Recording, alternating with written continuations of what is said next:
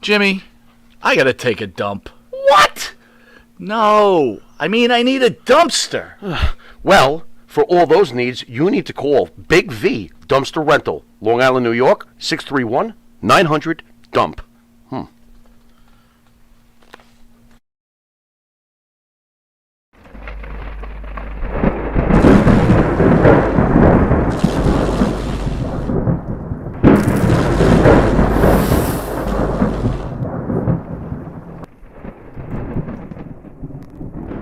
Jimmy, we've had people reach out and said, thank you, you saved my life, whatever. That's probably the most important part, and I'm sure you guys have done that for many. Listen, we're almost out of time. I got one last question for you. Hard one again. You guys are somewhat close to Karrion Kross. I think it's common knowledge that Karrion Kross, it's just not happening. No matter what he does, what he tries. At what point in your show are you going to – look, I know you have a relationship with the guy, but at what point in the show are you going to blame Karrion Kross for Karrion Kross? Well, I'll say this. I will take full responsibility of trying to somehow convince people that the helmet is not as bad. Farouk wore one, other people wore one, and I think – and I'm not just saying this because, look, I don't break bread with him. I'm not obligated to say anything, go to bed. In fact, you want to know something straight up?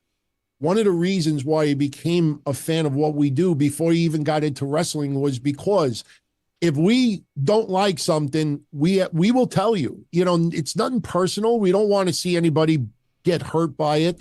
But I think I'll give you I'll answer it like this, and it'll be quick. When Karrion Kross,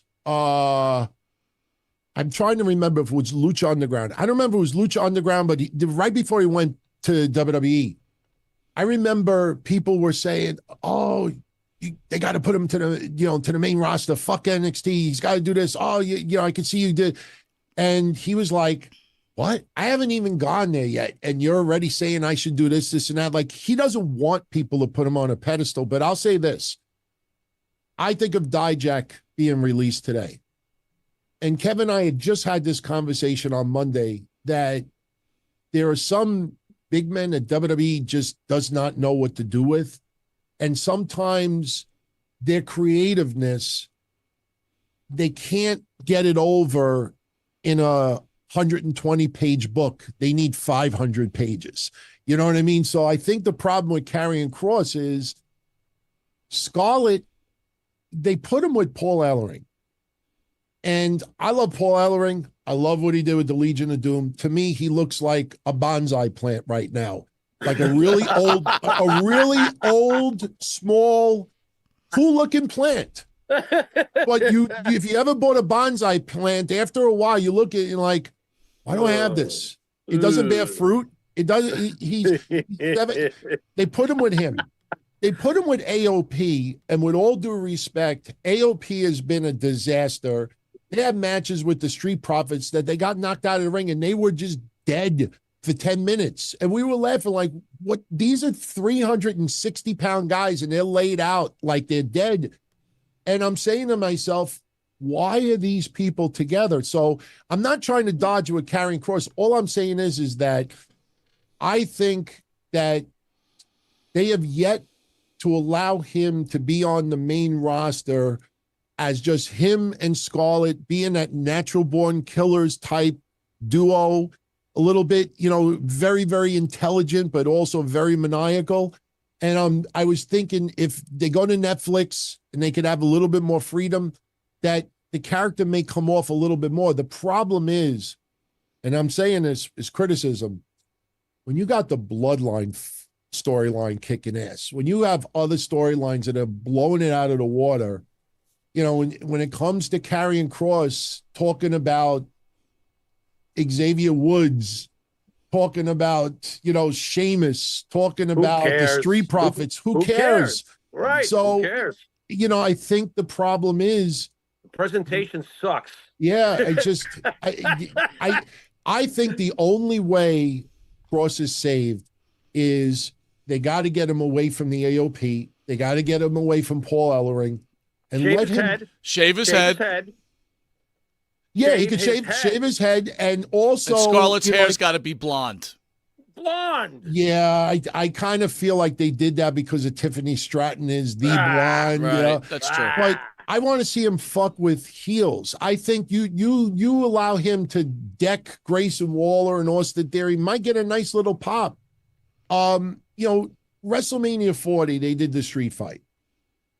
A lot of people loved it. I hated it because I know what a Philly street fight is, you know, and that wasn't it. They beat the shit out of each other. And, you know, people like, well, they were chanting ECW. Yeah, if I went out there and chair bashed somebody or hit them with a cane, they'll chant ECW. I fucking, part of my language, I did indie work in Long Island and got holy shit chants. Because I didn't know how to run properly. I ran through a barricade, the guardrails, and I dislocated my shoulder for real. And I'm in the ring like this. I'm in the ring like this, and people are going, holy shit, holy shit. And I'm like, wow, this is good, but it hurts too much. I think Kross, the problem is what he has in his mind is not the WWE template. And you either try to play him off as a baby face, you know, sort of, or you have to make a decision. He feels done. He feels done. The character feels cooked. He's cooked. Cooked really is the right word. Jimmy, I want Don to hear this question. It's from Ronnie C. saying, fellow New Yorker, I've listened to DT for over 20 years, even won ECW ticks from DT. I'd love to know, this is a question to you, Jimmy, if you feel...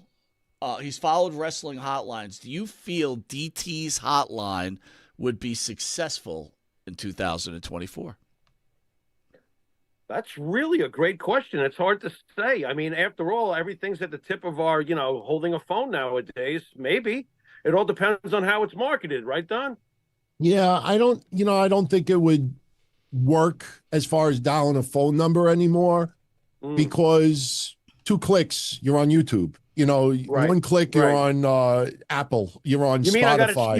You mean to say I have to stand there and hold the phone against my ear and listen to you? And, and press buttons because we used to have 4 options. I don't think it would work. For $9.99, no thanks. I'm passing on that. Listen, I'm out of time. Don Tony, first of all, thank you for taking your time out of a very hard schedule. I know how hard you work in your real life, and I only wish the success for you and your partner. You guys have been successful, but I won't be happy until # Kevin Castle and Don Tony make it to Sirius XM, along with Monte The Pharaoh, of course.